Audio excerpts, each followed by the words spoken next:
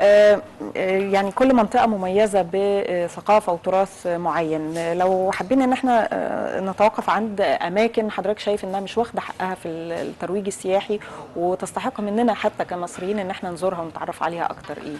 عندنا اكتر من مكان موجود في مصر ما حدش باصص له. احنا عندنا يعني مثلا محافظه زي محافظه مرسى مطروح. مرسى مطروح دي هم بيسموها مالديف مطروح. هم ليه سموها مالديف مطروح؟ هي فعلا تنافسيه للمالديف. يعني انا النهارده لما باجي اطلع رحله للمالديف، ازاي بيروح هناك ويرجع يجي يقول لك انا كنت في مرسى مطروح كان احسن لي. طب هو ايه الفرق ما بين الاثنين؟ طب انا بص لمرسى مطروح.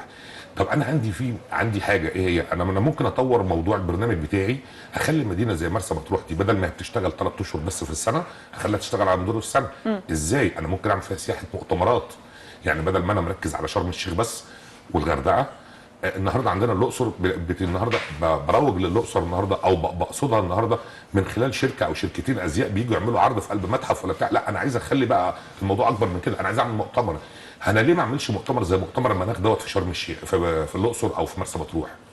هطور المنطقه، هخلي رجل في المنطقه، البنيه التحتيه والخدمات اللي موجوده هناك يكون فيها اهتمام اكتر من كده، ادخلها مراحل الصديقه للبيئه. عشان زي شرم الشيخ، او زي شرم الشيخ بالظبط كده.